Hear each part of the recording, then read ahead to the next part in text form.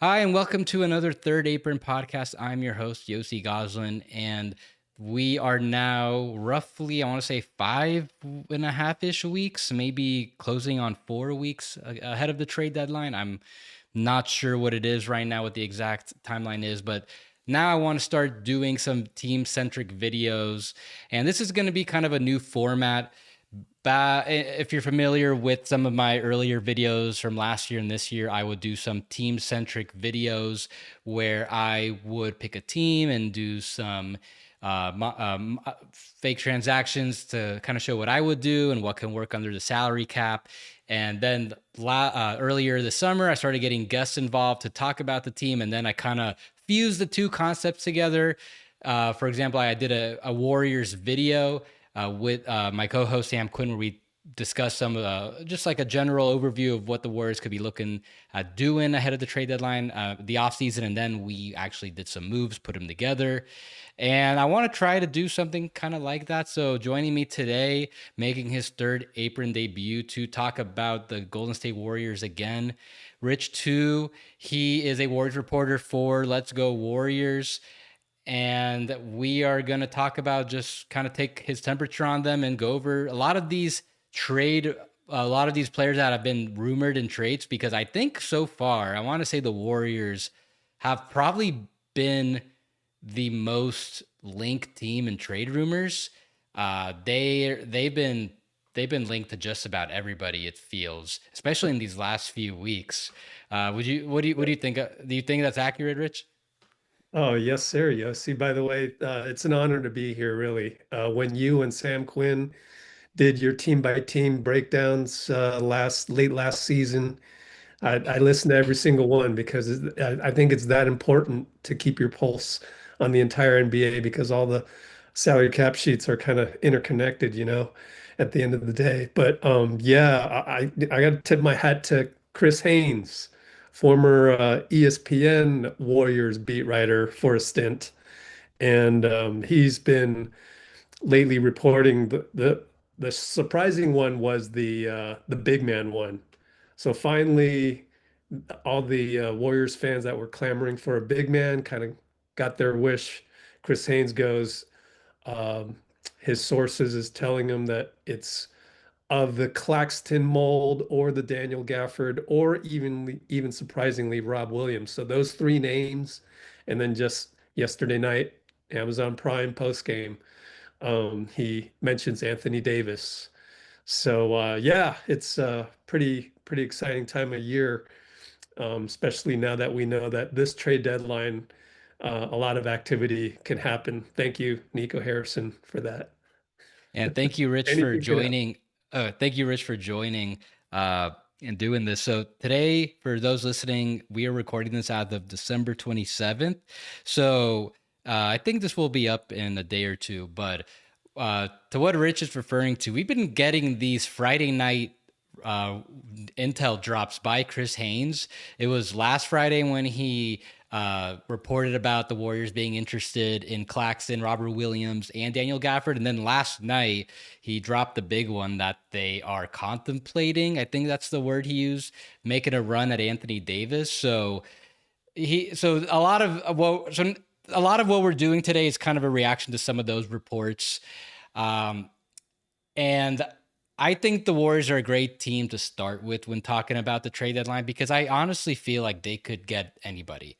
We'll go over the wide range of players that have been linked to them.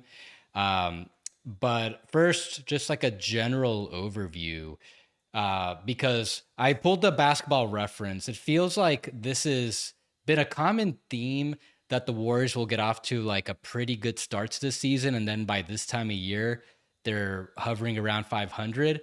So I'm looking at 2 years ago when they had Chris Paul. They started 6-2, and then pretty much hit 500 like a couple weeks later, and they were treading. They're basically in the same position they are now. They're about like 15 or 16-15 right now this time of year. Then last year, same thing, started 7-1, and then they got to 500 basically this time of year, December 27, 28. This year, not quite as strong a start, but still like 4-1 start, 5-3. But they've been pretty much trading 500 for the most part. So, I mean, I'll just kick it off to you. Are you a little more concerned about the Warriors or less concerned versus previous years, knowing that this has kind of been a similar trend to start the year? Yeah, I would say I am concerned just because you're getting further and further removed from the 2022 title. And each year, Steve Kerr says this all the time on the podium. It's each year is a little bit different, although it does feel like the same record-wise.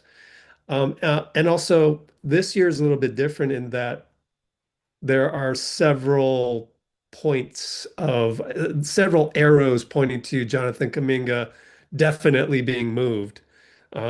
So it's not only the fit, he's been a DNP now for just the last, I think, 4 games going and counting now, possibly 5, if I'm not mistaken. And so not just because of the fit, but from a cap sheet perspective, there's been talk from, I think it was Brett Siegel of Clutch Points, who does good work as well, that they want to eventually convert Pat Spencer from a two-way.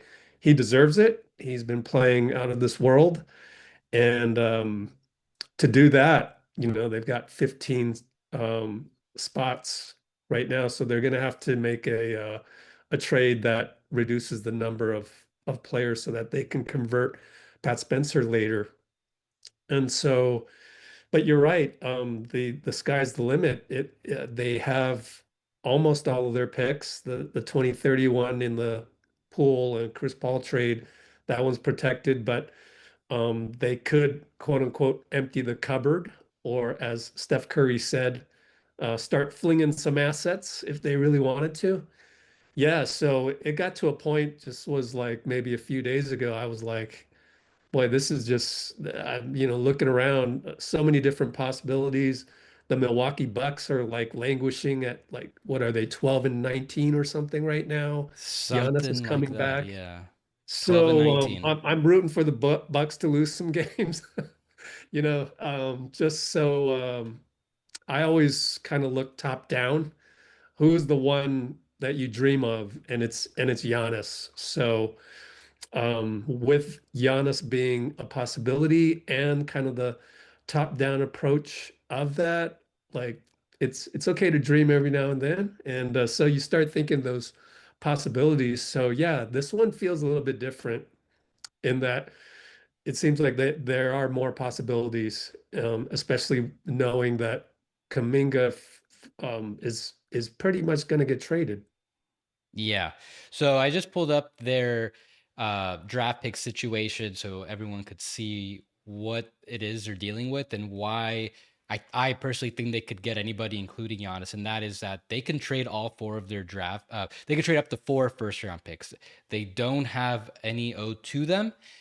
So they already traded their 2030 first round pick to the Wizards, but they top 20 protected it. So they could trade it again, but essentially whoever's taking that pick would have to, it would be they would get the reverse protection. They can get it if it falls 1 through 19.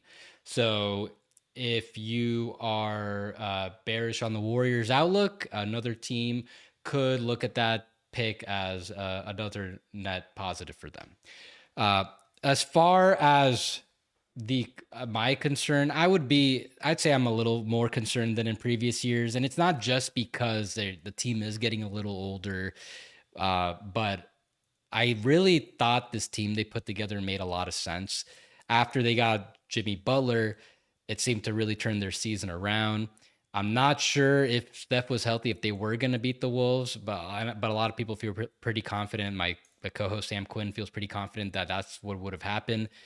But now you would have thought now like a whole off season with Jimmy being integrated, and they added a lot of pieces who I think made sense with Horford, but unfortunately he just might finally be done. But like also bringing back Melton, I really liked. I liked they have a lot of two size guards, but I think they're all very skilled two size guards. Uh, Quentin Post seems like he got a little better from last year. I like the roster. I think it made sense, but it seems like they're not getting enough from all these players, like the collective. Uh, so yeah, I'm definitely more concerned knowing that, which to me makes it feel like anything is possible at this point. I think that literally everybody but Curry can be moved. Uh, and now with all these rumors, all these names they've been linked to, um, it wouldn't shock me if they had like a 2018 Cleveland Cavaliers type midseason roster rehaul. I'm not saying that's what's going to happen, but with what little time they have left to maximize Curry's prime, it wouldn't surprise me if there is something where like maybe they trade 5, 6 guys. They kind of did that last offseason anyways, but maybe they do something like that again. So I guess we could get started on some of the guys. I guess you want to start with Giannis. That was you already started touching on him. Yeah, absolutely. And also the Warriors have been playing better lately. Um yeah, I know Dallas doesn't look like a good team just on Christmas, so maybe that one doesn't count as much, but I just think the next 10 or 11 games is going to really define just what kind of moves will be made. It's really that kind of a short runway for the Warriors, unfortunately, due to their age. So yeah, I think let's look at Giannis, and then we can kind of look at some of the other rumors that have been surfacing. So, quick salary cap overview on the Warriors situation. You can see this Warriors cap salary cap sheet on capsheets.com. So, they basically they had that holding pattern where they didn't make any moves until the very last day of Jonathan Kuminga's qualifying offer before it expired. They held off on doing anything, mainly because if they were to make a move such as signing Al Horford with the tax pyramid level, then their hard cap to second apron, and another team theoretically could have made Kuminga an offer sheet that the Warriors wouldn't be able to match under while staying under the second apron hard cap. So they gave him just the right amount, where in combination of Horford's tax pyramid level salary, D'Anthony Melton getting a 2-year minimum. So instead of having that 2.3, he got it. His actual minimum salary counts against the cap sheet. Uh, with Will Richards getting his rookie minimum, and then they waited a little bit to fit Seth Curry. They are basically capped out. They are just under $300,000 below the second apron. So whatever they do, it's going to be at most dollar for dollar. But I'm sure they're going to do a trade where they send out a little more salary than they're sending back. Namely, because one, you mentioned, for example, Pat Spencer, they're going to want to convert him later.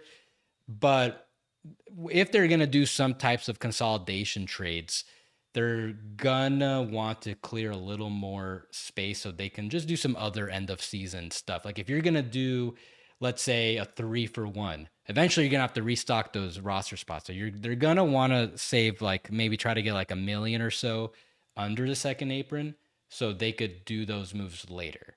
Um, so as far as Giannis, and I guess to an extent Anthony Davis, it's pretty simple as far as how it works. So the Warriors, they have to send out more salary than they're taking back. That's because they're over the first apron, and they cannot exceed that $207.8 million mark for any reason. So it, as far as if you could go for one of those players, what combination would you do? There's basically two ways it can happen. It can either be a Jimmy Butler swap straight up because he has the same exact salary as Giannis and Anthony Davis, or would you prefer the Draymond Kuminga plus maybe a couple other pieces to make the salary work? What do you think what would you do, and what do you think is the consensus from most Warriors fans? Do you think would be the way to do? They'd ideally want to do a trade like that. Yeah, our our fan base for Let's Go Warriors is pretty loyal. So even when we floated Draymond in a trade for Giannis, there were some people that just didn't want that. So I think most of the diehard fans that have been around for a while and aren't of the entitled type that you might find in certain sects of social media. I think they would prefer Jimmy.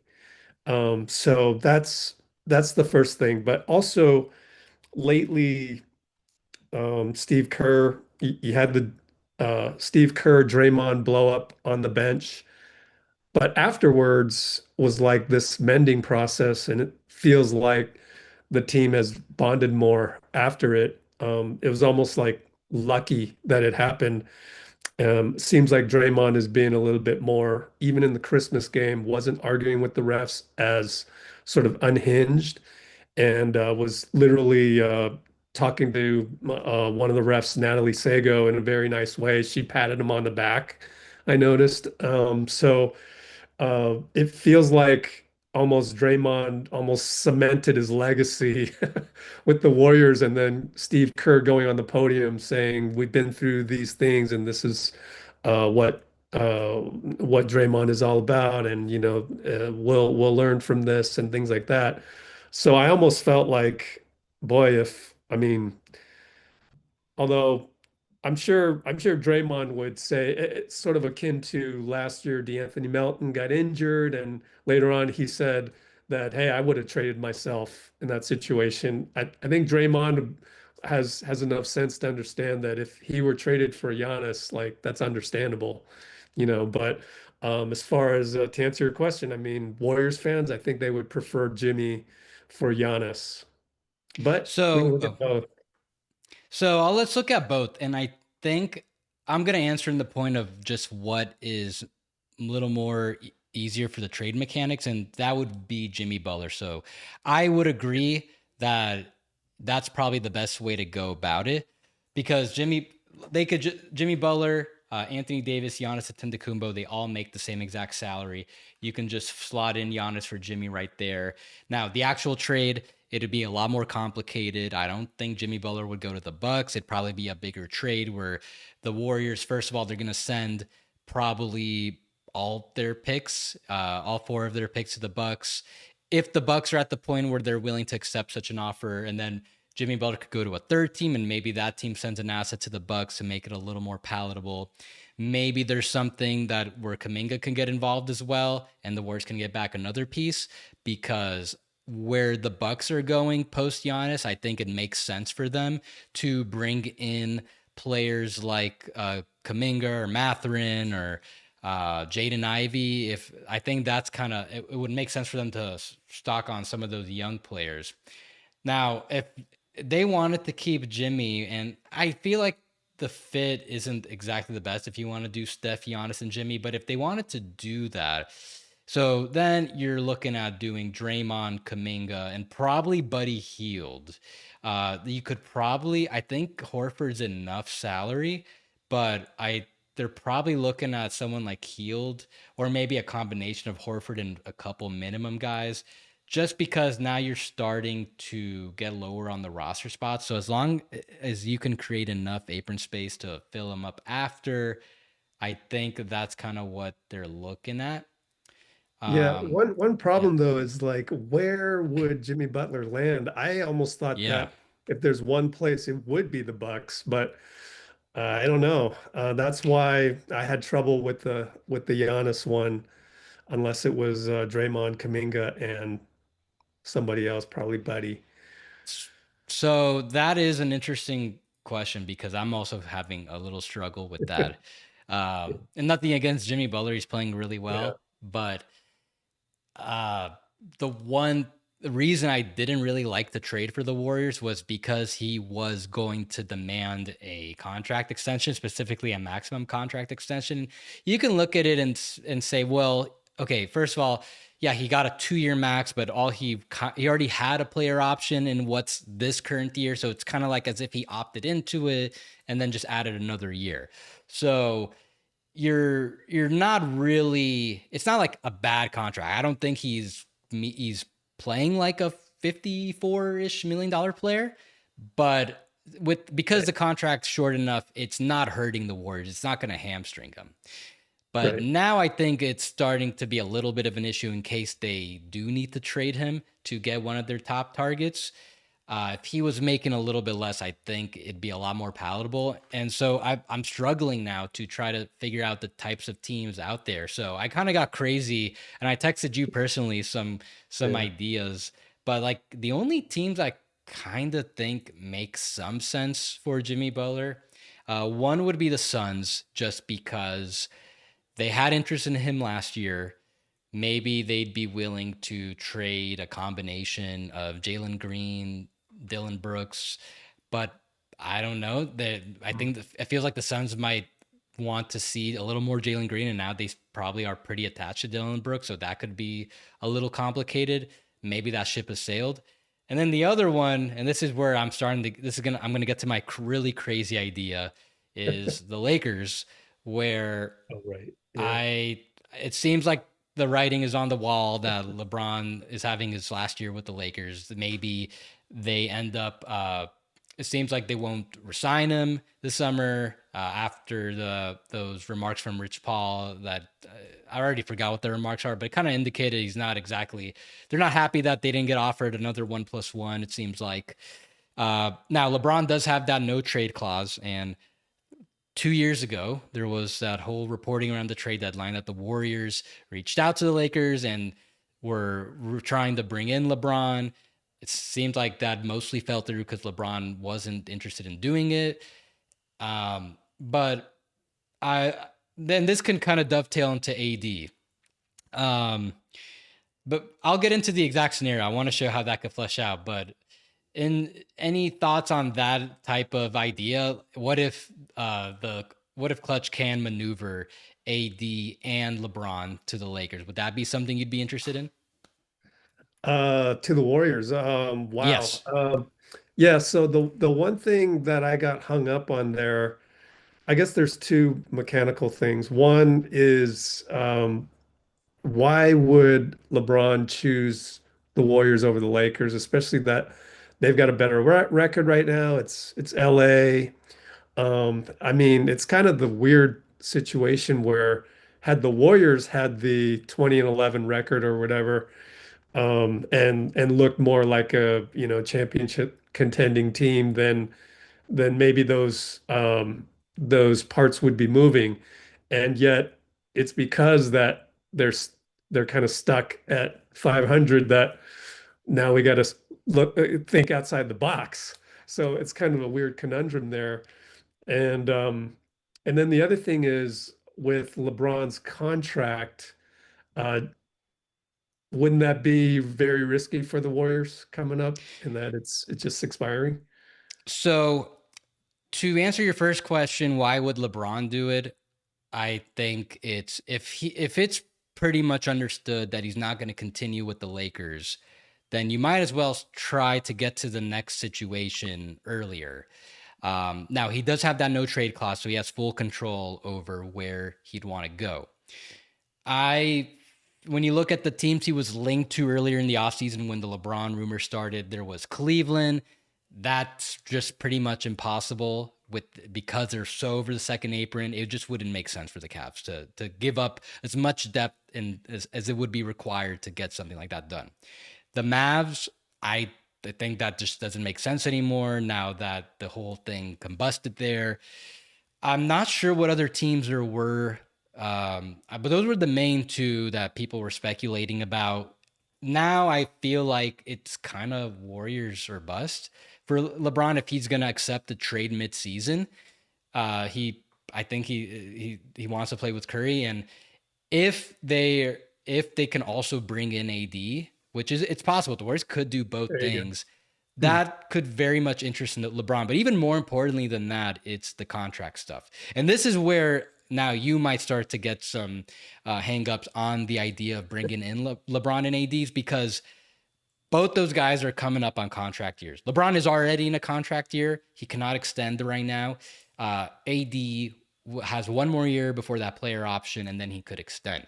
So if the Warriors are bringing both those guys in, they have to kind of be prepared to know what it is, what the contract demands are, and if that's something that fits in their structure.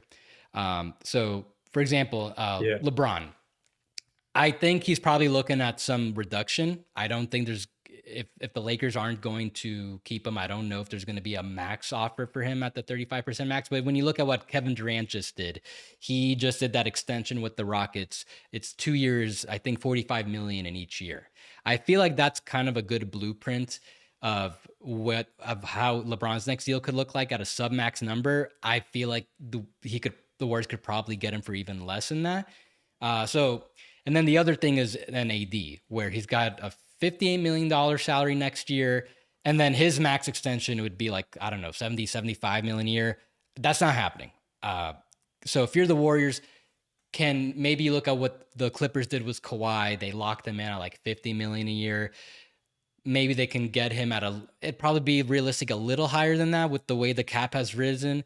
So that's the main thing. If you're going to get into something like that, can you get these guys at like sub max deals that make sense for the rest of the roster? So, okay, like money's not really an object. They're going to spend the tax. They'd go over the second apron if the roster is good enough. But can you at least have enough room left over to still have a good supporting cast? I think that's the number one thing. So that was a lot to unpack. Any thoughts on all that? Yeah. Well, that one you would trade out who are we trading out? Is Okay. Draymond still part of the Yes. equation is the real So question. here's That's always the here's question.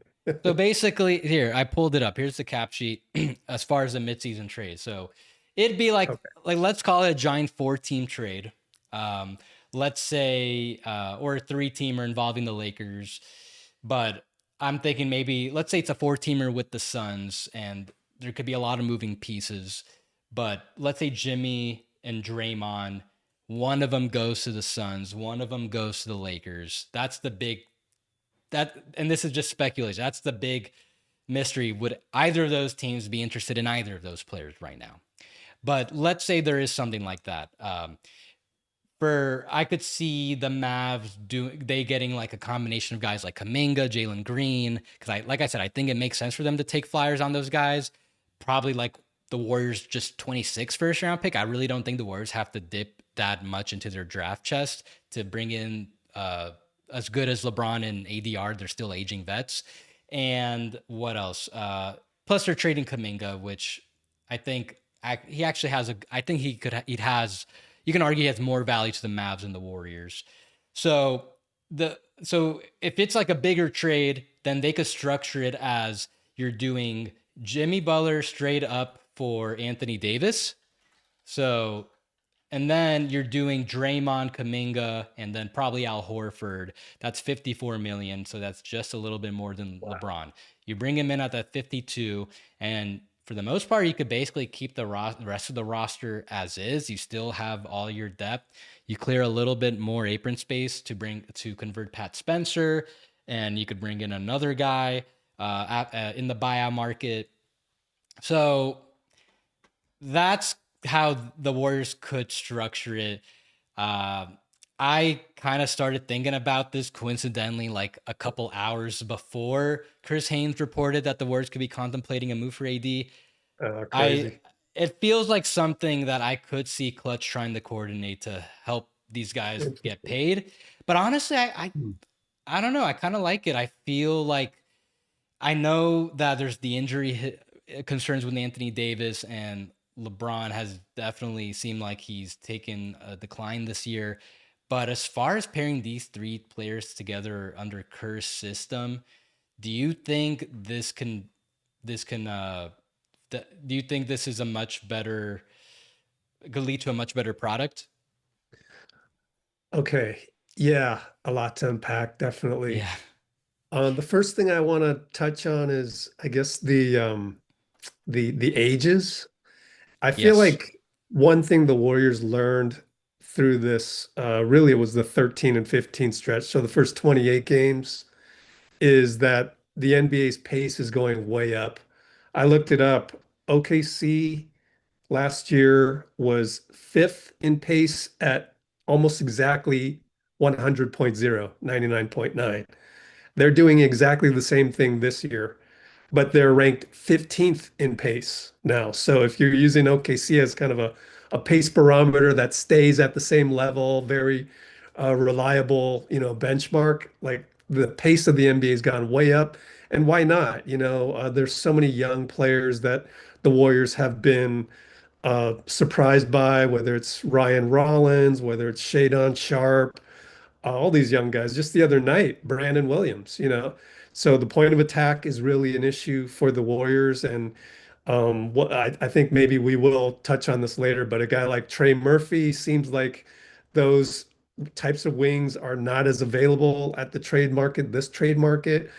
And I think one thing the entire organization realized over the first 30 games was that it's very dangerous to stay with age. You've got to have these young guys that can, you know, win a regular season game versus, you look at these rosters on paper for the playoffs. Yeah, they look great. I remember uh, all the Smoke podcast was talking about after the Warriors beat Denver really early on. It was like, whoa, this is like a championship contending starting five with Kuminga and Horford in there. But that didn't last long because teams like Portland ran them out of the building and things like that. And then then Steph Curry gets sick. He's out for a little bit.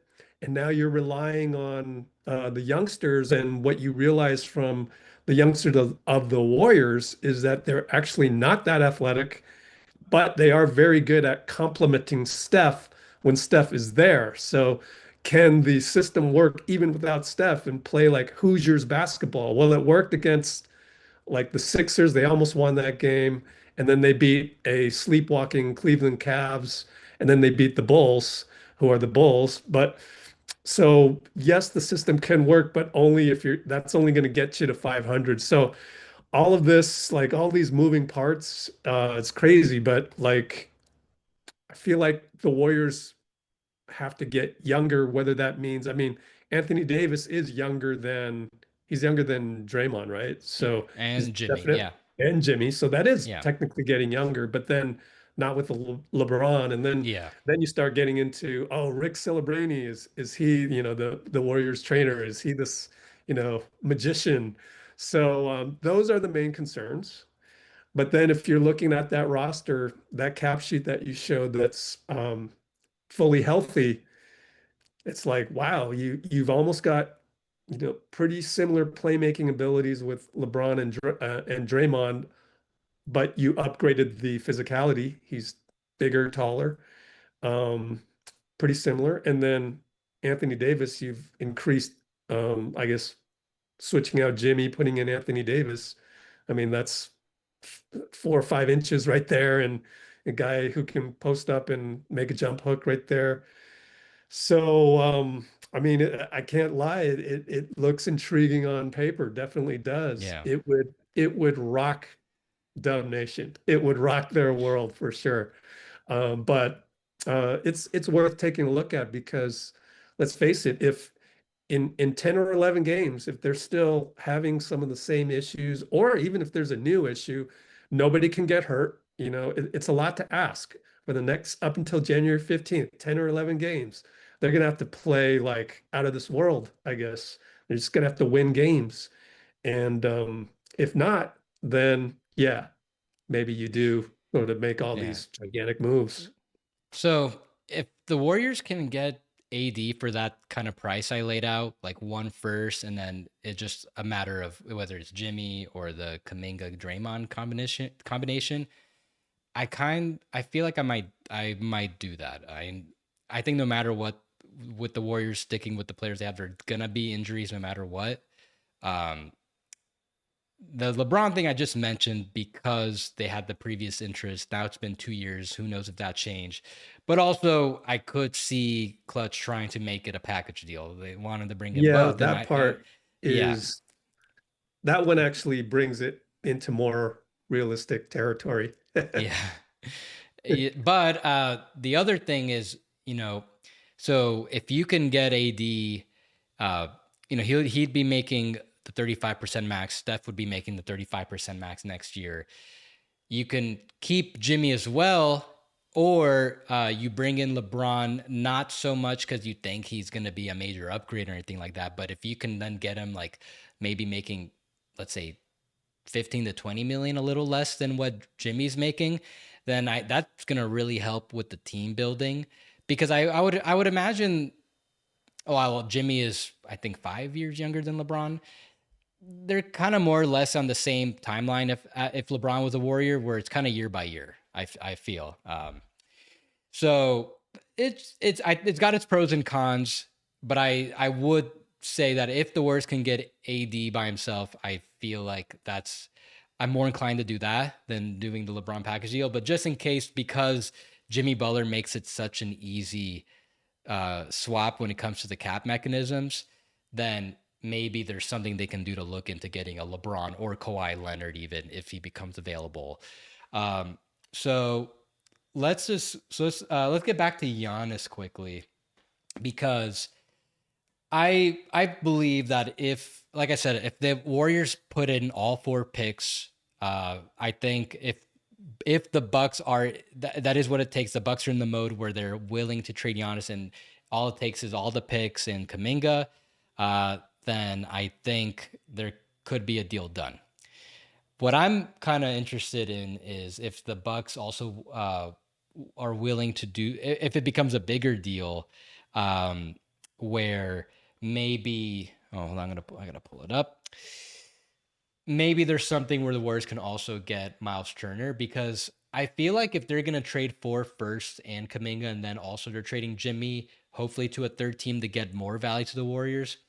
I feel like that's a lot for Giannis, just compared to what the market will be for Giannis if he's available at the trade deadline, because all the teams so far that you'd suspect would make sense for him, like the Spurs, Rockets, a couple others are being reported, and I'm sorry, I forgot who been reporting it, but like that they're not interested.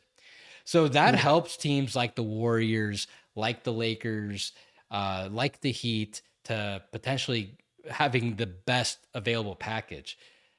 I feel like if the Warriors are going to shell out all the picks and Kaminga, you might as well see if you can get Turner back as well, who I think would make a lot of sense for the Warriors.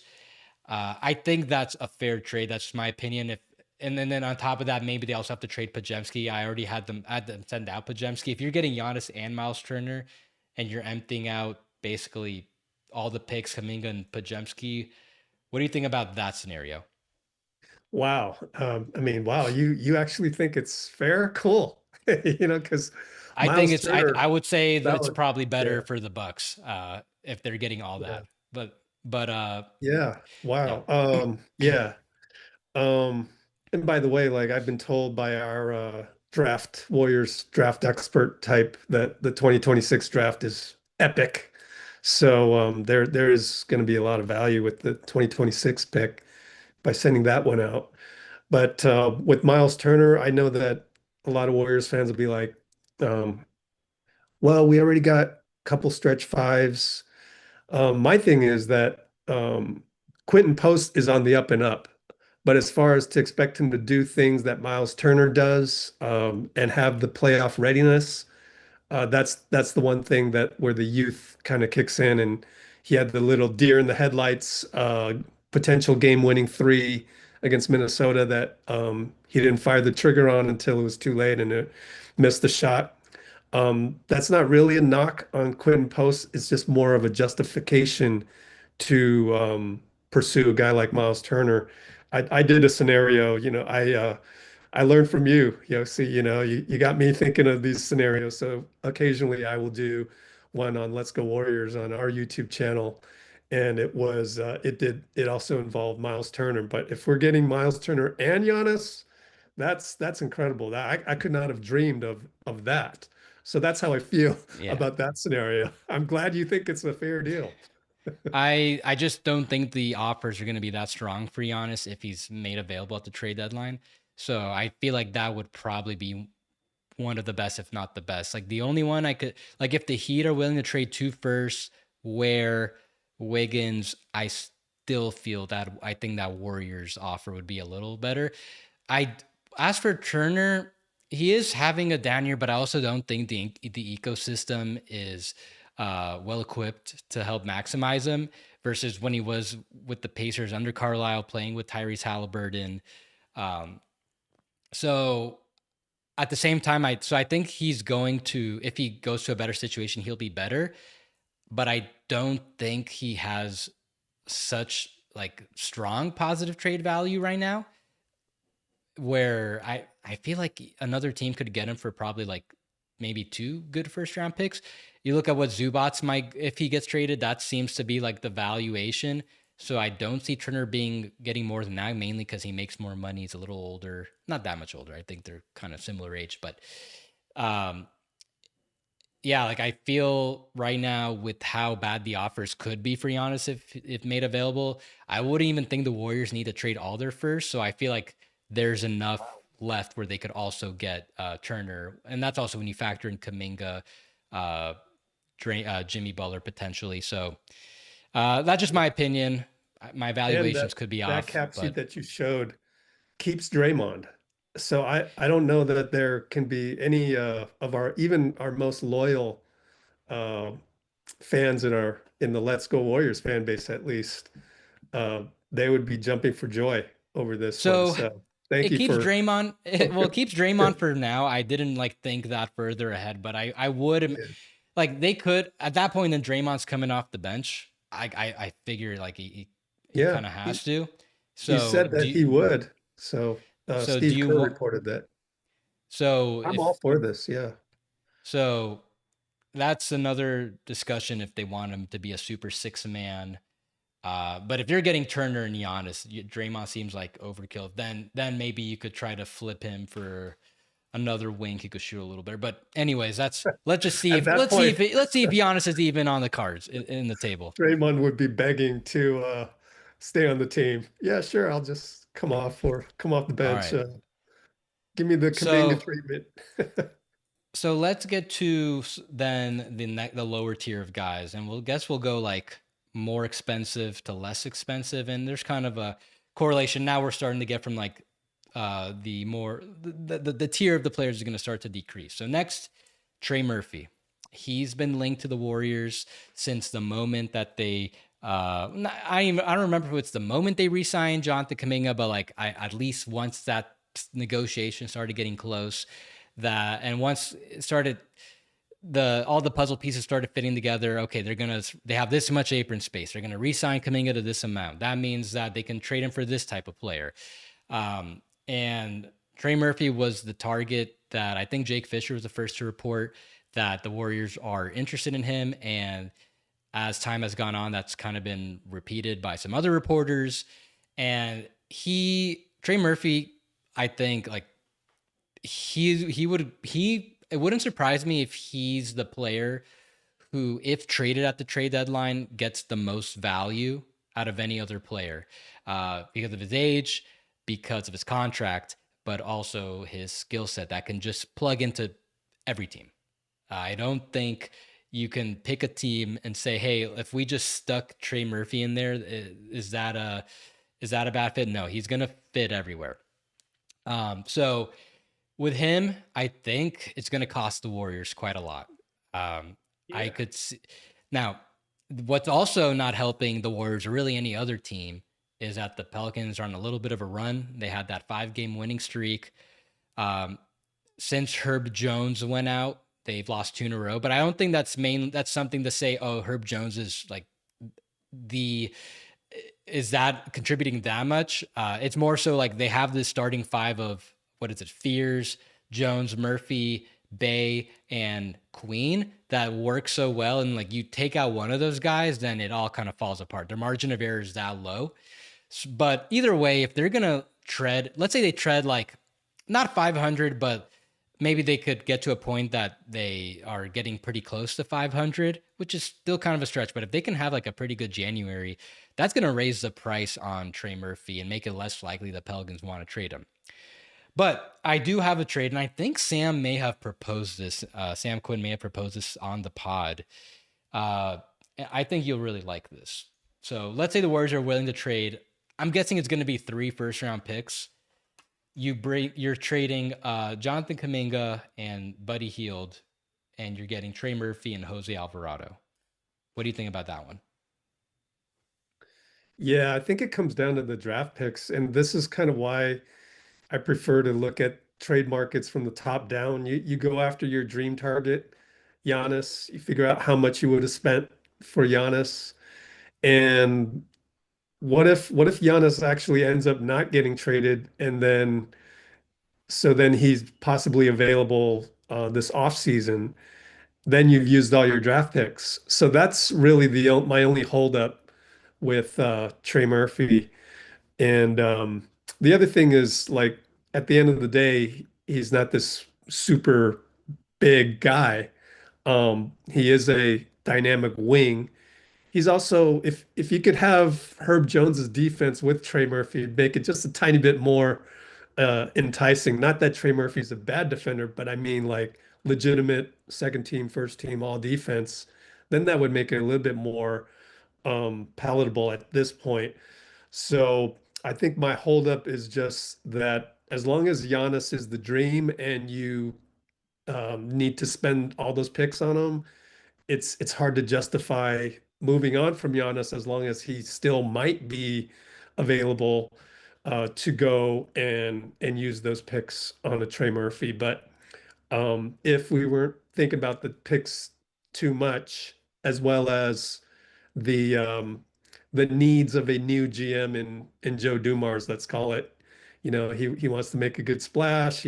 He did the bad draft pick trade for Derek Queen, as you guys eloquently discussed, and I learned more about.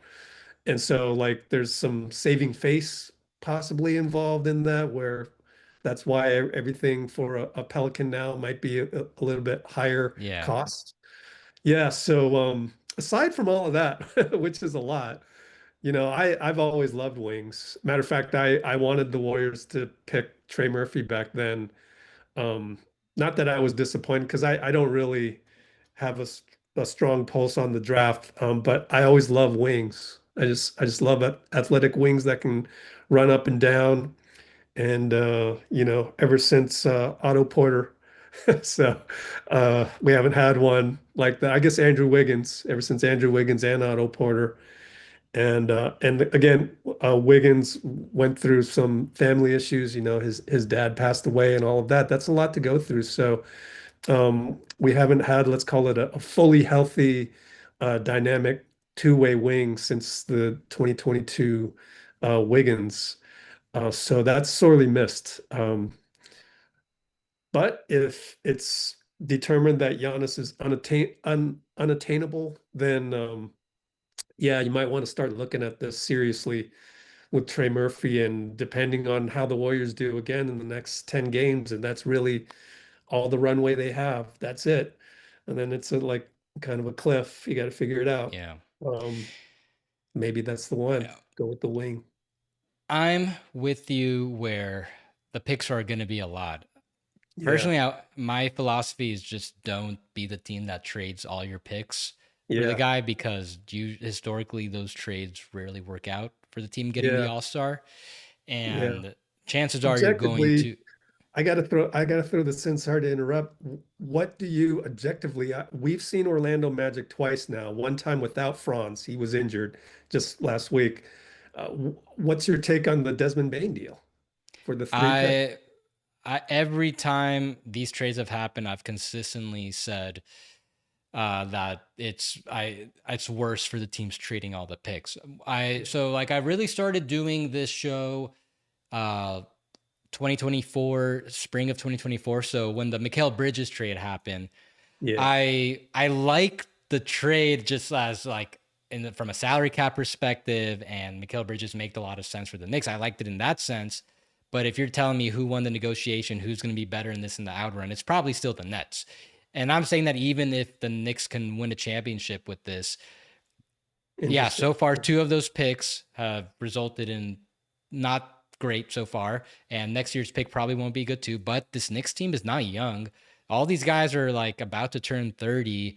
There's a very good chance that that 29 or 2031 pick can actually be something pretty valuable. And I'm not saying something like you're looking at the Clippers right now where they are about to convey a lottery pick to the Thunder, but every team is going to have like one of those years where they're slipping up. Like look at the Cavs right now.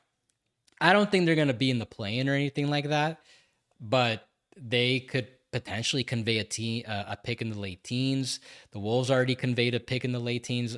Uh, like like you can have a bad year easily, and then that pick's gonna end up being pretty good. The Sixers almost conveyed a very valuable pick to the Thunder last year. They got saved by the protection.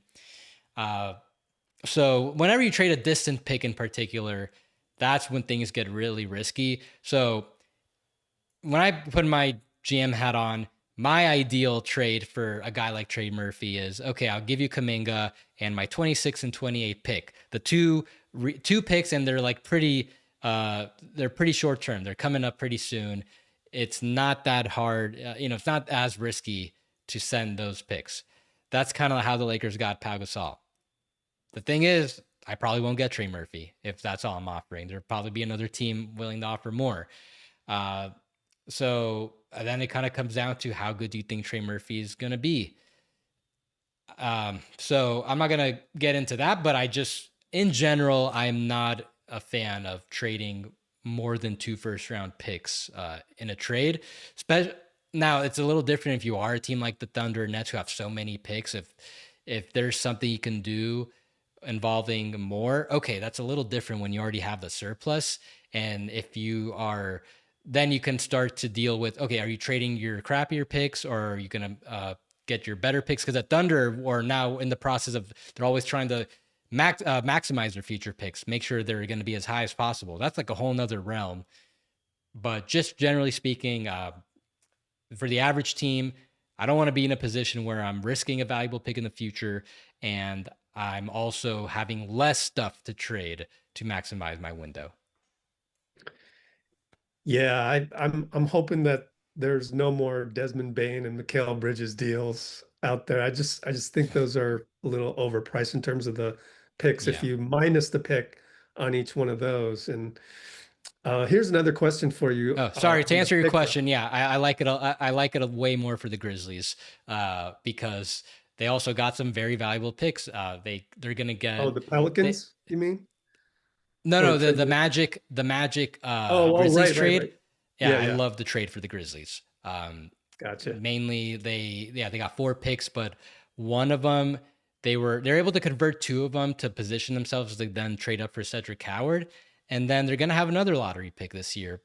In my opinion, I think the Suns, that's probably gonna be a lottery pick still, if not still middle of the first round. So that combined with their pick, that's another 2 chances at someone. They got some pretty nice picks in this trade so far, and then you never know. Maybe the Magic have a bad year in the future. That's another valuable pick. So, like from the get go, I loved it for the Grizzlies. Yeah. Is there any way you think the Warriors can get back the other half of the 2030 pick, or trade that out and replace it with the 2030? Or am I just like, Hmm. I don't know. I guess I'm just getting some intel out there. I haven't really asked many people about that.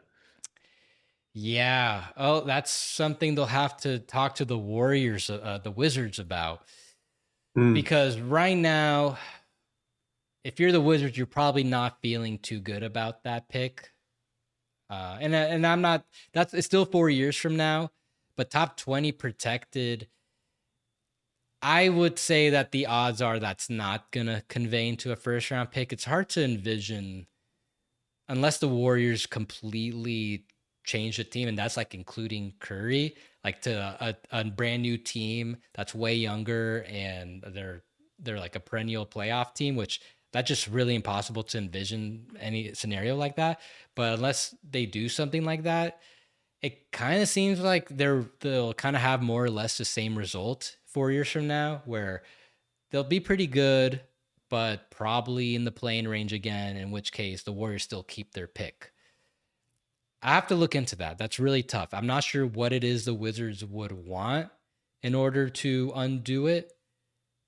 Um, but at the same time, maybe the Warriors want to not do a deal with the Wizards, so they could trade the reverse protection, because that would have a lot of value, I think, to another team if they're trying to get a real player uh, for their draft picks. Yeah. All right. Cool. Yeah. So I think no to Trey Murphy, Yeah, unfortunately, just because of the I'm with you. going rate. I'm with you. It's tough, and I'm. It could be frustrating where the Warriors get linked to so many guys, and then they might not end up doing anything. But Yeah. while I still am a little critical of the Jimmy Butler acquisition, in a vacuum I like the price, mainly just expendable salaries and then one first round pick, and then Wiggins, who it's kind of roller coaster with him whether he's going to be good or not in a given season. But if that's why I like the AD possibility, where if you can get AD for like a similar type of package, so like one of your starters and then one first round pick, and it's like this year's first round pick, so it's less risk. I feel like that's a risk worth taking. The look, because the price is pretty low, so then maybe you could. So then you have all your draft picks again next year to potentially do something if needed. So Right. yeah, let's Yeah. move on to then some of the lower players. So same Yeah. kind of salary. You've got Nic Claxton. So I know you. Sounds like you're very intrigued with the idea of bringing in Nic Claxton. Now with the trade, now like it gets a little easier to figure out the trades because you don't have to include any of Butler or Green. They might not it might be able to even do without Kuminga. Do you have a Wow. framework in mind you'd want to do, or is it just Kuminga and like another salary? Yeah. I just assumed it was Kuminga and another salary.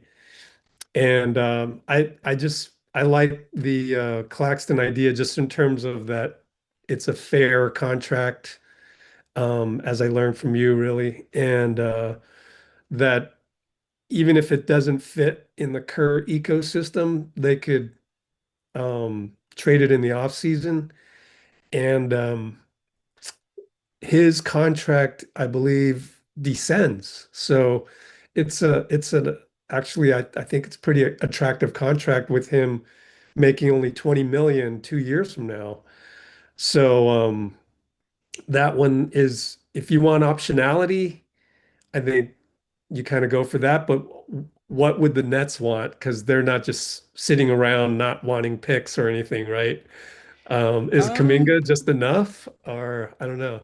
so I think the Nets do want picks, and I think something they're going to be trying to do is get a better distribution of future picks, because right now they have this weird distribution where all the picks that they're owed from other teams, they're all in 2027 and 2029. And they had that problem in the 2025 draft. They had 5 first round picks. And then I think they only have their own in 26 and 28 and on all the other even numbered years. So the Warriors could help with that. I think the Nets will be looking for another first round pick in this year's draft. I think it's pretty obvious they're not interested in Kuminga. Otherwise, they probably would have tried to do something, make a run at him. But at the same time, if you're getting the draft picks you want and you're getting Kuminga on top of that, then I think it's a little different when you're doing a trade. So I guess it just depends on what that price is. So whether it's just a 2 team trade or something a 3 teamer that would send Kuminga to a third team. I think Warriors are probably hoping to do Kuminga and Horford for Claxton, and then it's just a matter of the draft picks. Um, Overall, I think I'm into it, especially because Claxton's contract is declining. He does fit that mold that Chris Haynes was discussing about athleticism. Um, you do that trade, you've still got all your apron space to do a Pat Spencer conversion. Um, I guess it just depends on the draft picks. I think I would only just trade my 26 draft pick again.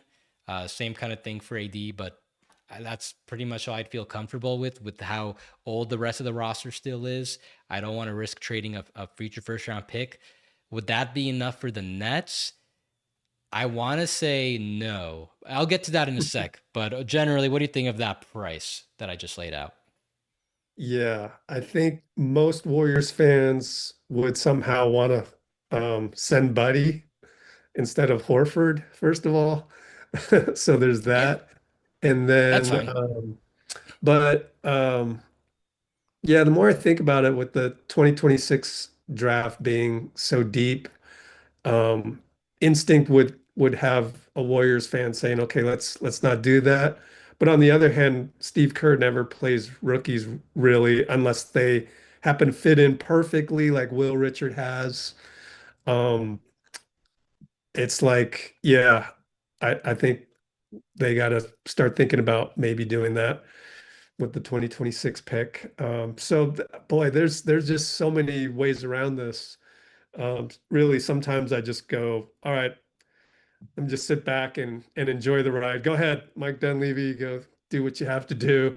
So if it's Claxton, heck, it's Claxton, and I figure out of every trade, I'll learn something more about how Dunleavy operates and how the Warriors operate, even if it's just 1% more intel. As I said before, I was a bit shocked that the Claxton Gafford Rob Williams rumor came about.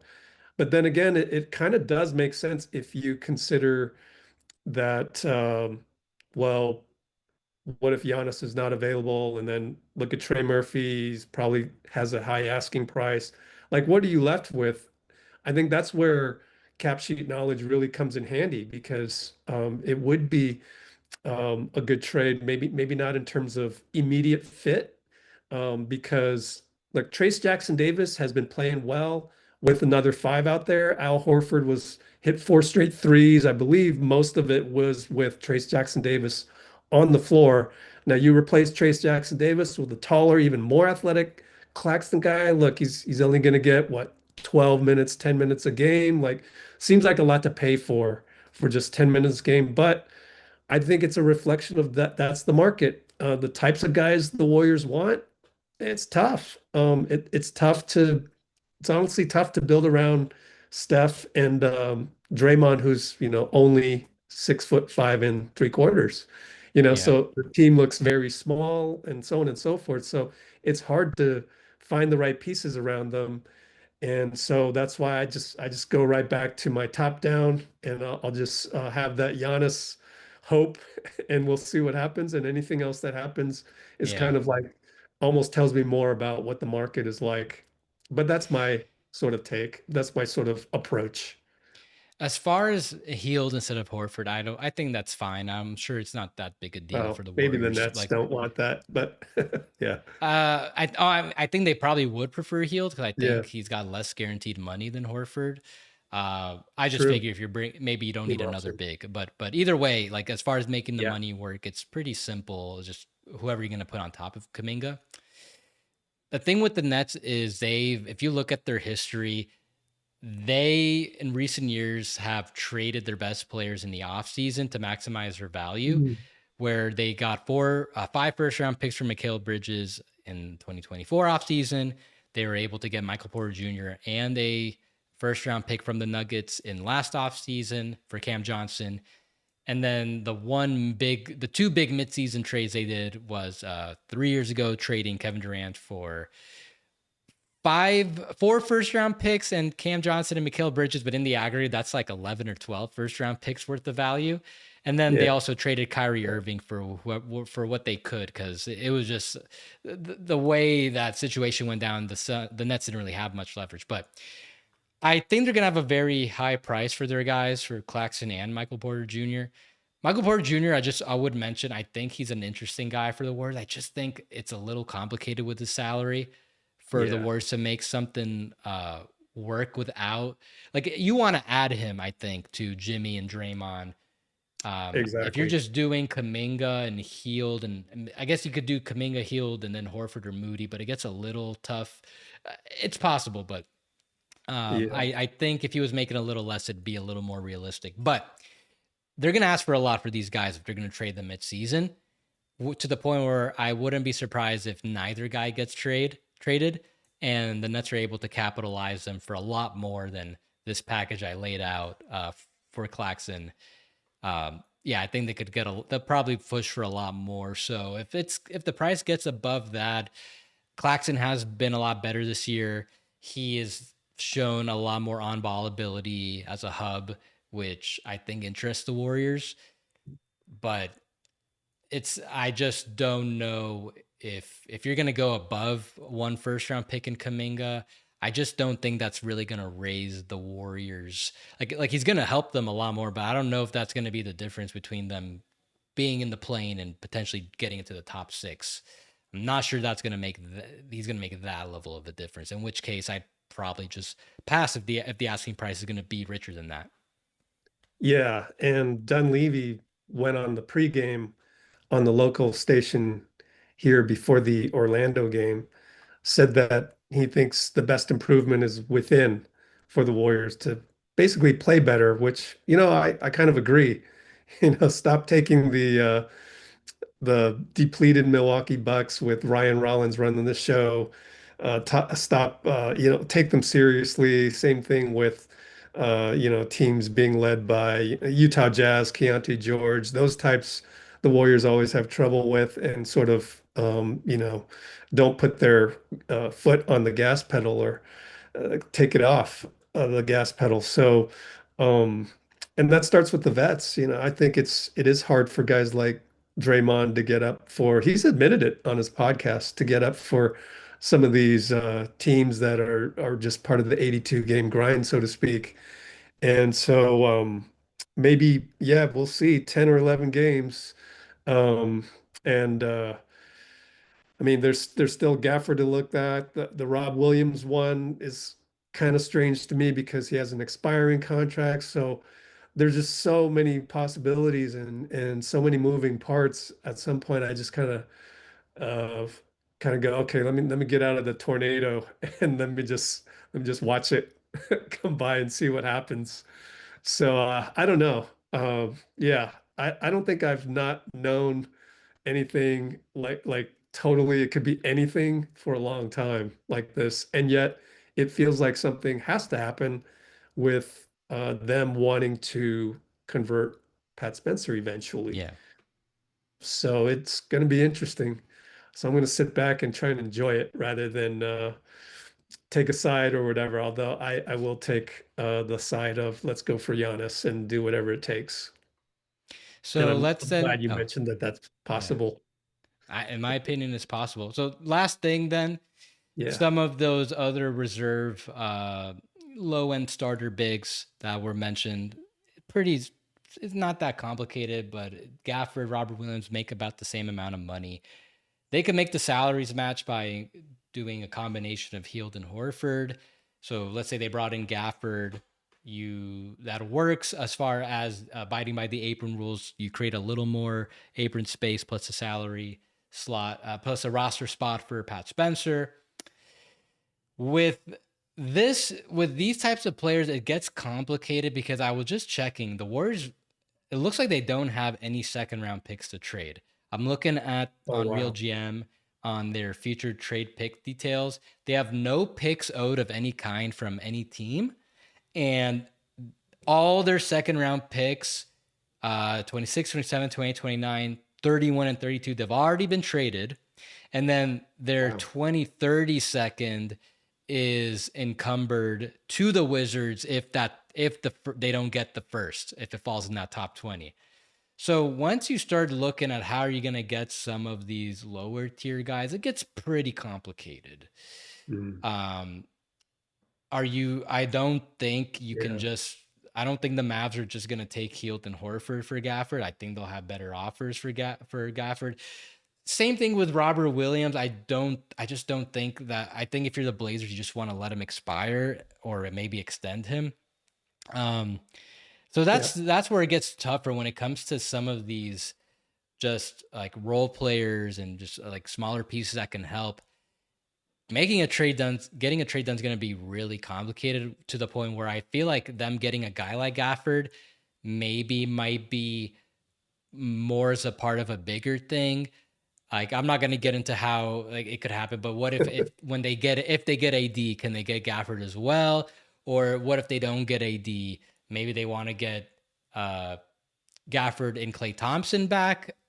Personally, I would just like I know a lot of Warriors fans are tired of Yeah. Healed. I think I'd rather just still hold on to Healed for half of Clay's amount, Exactly. uh, That's the because problem with they're the Clay contract, right? yeah, Because you're not getting his contract is around 17 million, right? yeah, Healed is 9 million. So like is the upgrade from Buddy to Clay worth 8 million? That's how I kind of look at that, yeah, right? And then yeah, also back to the Gafford example, I know that most fans would be like, well, can we trade out Jonathan? But Jonathan makes more. So that's why the Gafford and the Rob Williams ones, those rumors was kind of like eyebrow raising because of the salary situation, because you're not going to get back more players, especially with the idea of converting Pat Spencer later, which hopefully that rumor is true. It does make sense.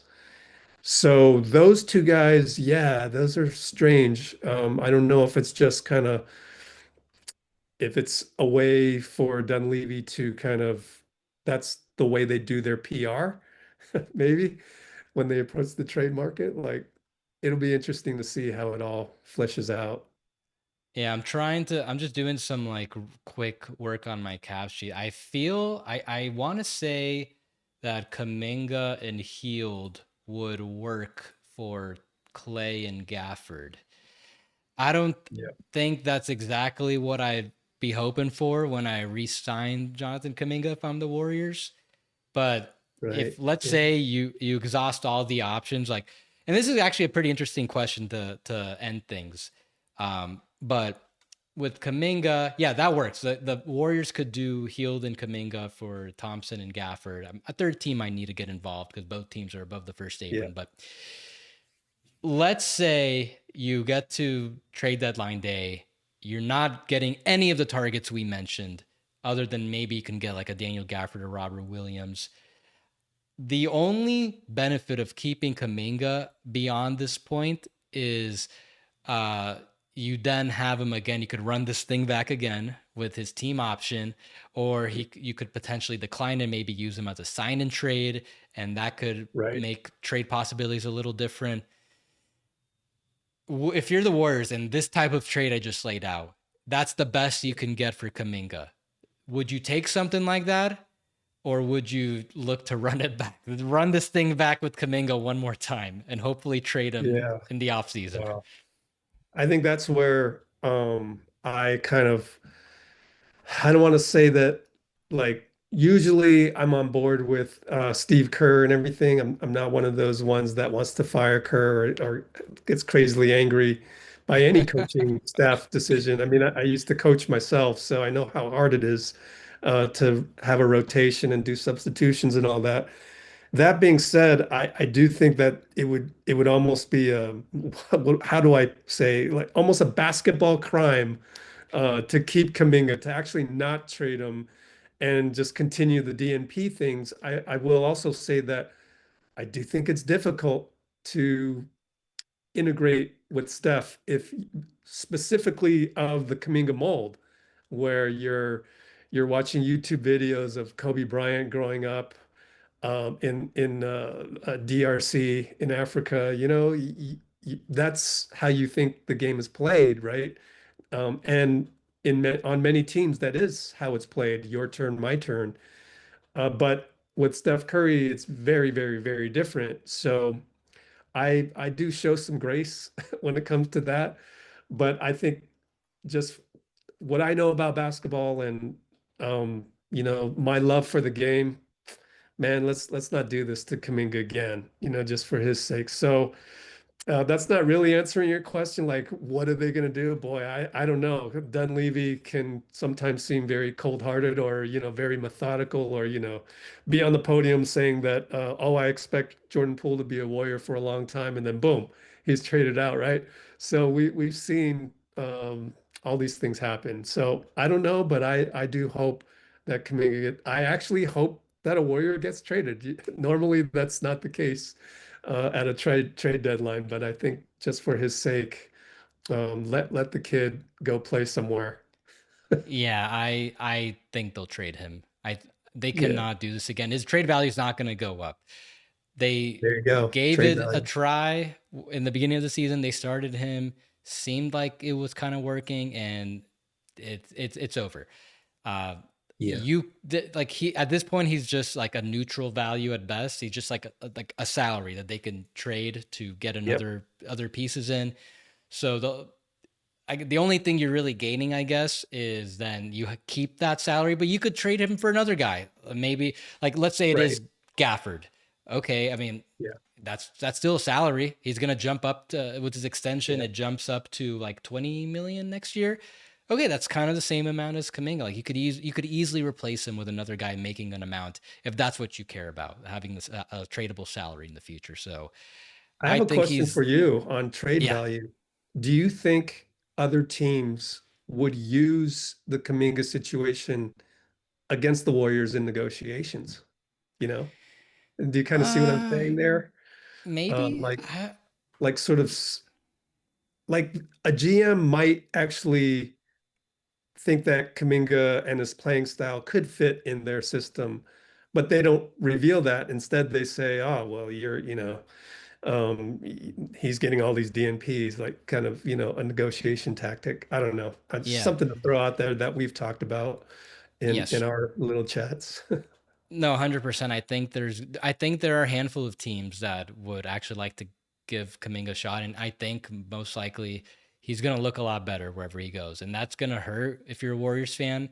But like one of the things that, and you could probably get more nuanced into it about Kerr is that his system is probably the one of the more, if not the most complicated one to run in the league. And you see a lot of pretty good players cycle in and out. They just don't work there. Like Oubre, Schroeder, Kaminga probably fits that bill, but then they're able to do better elsewhere in less complicated places. Um, so I wouldn't. I'm kind of expecting that wherever Kaminga goes, and it's not going to be some kind of vindication. Oh, this what he's just some very impactful player waiting to be unlocked elsewhere. Because most likely he'll go to like I don't know the Kings, and it's not like just because he's going to put big good numbers there doesn't mean that unless he's helping raise the Kings from a bottom tier team to like maybe in the play in. Okay, no, he's still pretty much the player that not the same player we're looking at right now, but I don't think he's like this starting level impact player that he seems to think he is.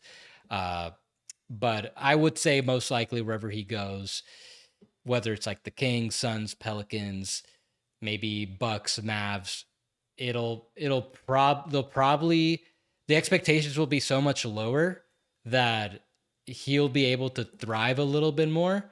But I wouldn't conflate that with he was actually really good this whole time. Like he's not unless he's really raising these teams to the next level. Then he's not this like most likely the team bringing him in. They're going to see a much better version, and he might have some positive value later because of the way he's playing, but I don't think that means he's this massive diamond in the rough or that the Warriors messed up on. I don't think it'll ever be a point where he's so good that the Warriors will regret how things went. Yeah, well, we'll see.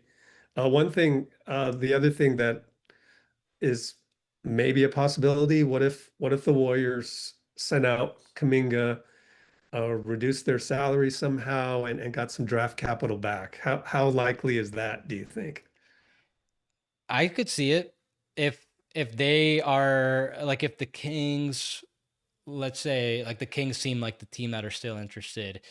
If it's just something like expirings, like I guess Saric, I mean, they don't really have a lot of expiring, so it's a little tough. But if you're just looking at getting expirings and picks, that's I'm not opposed to it either. I would say just with the Warriors because they're going to be above over the cap. They're not going to be able to have cap space. I would just try to get a Yeah, guy at a minimum. And I'm just using Gafford as an example. I'm not saying I yeah, think this is who they should target, but just a guy who can actually contribute for them and makes amount around the same amount of money. So you still keep that another trade option open in the future because that's going to be their pathway to changing the team furthermore. yeah. All Yep. right. Well, no, We've covered Rich, it all. Yeah. I hope, we'll see what happens. It's still early, end of December. I'm sure there's going to be a lot more developments on the Warriors. Maybe they'll even have done something between now and the actual deadline day. But Rich, Yeah. thanks for being on. I appreciate your time. Thank Uh, you. and A pleasure. I'm sure whenever we got more Warrior stuff, I'll have you back on. You were great. Yeah. Thank you. Thank you so much, Yossi. Keep Yeah, it up. everyone. You're doing great. It's amazing stuff you do with Sam, and can't wait for all the ones that are coming out. I'm gonna watch all 30 teams for sure. I appreciate it, Rich. Make sure you're following him at Let's Go Warriors on Twitter, Blue Sky. Yeah. Anything else you want to plug? Uh, we're on Instagram as well, and we do a lot of stuff on YouTube. Is primarily our thing, just like you. So check us out on YouTube. All Let's Go Warriors, easy to find. Thanks, Rich. And you guys can, of course, if you're new to the show, subscribe to Third Apron wherever you get your podcasts. Subscribe to the Substack as well. I'll be more active now that we're getting closer to trade deadline season, and we'll be active here on the podcast as well. So be on the lookout for that. Thanks, everyone.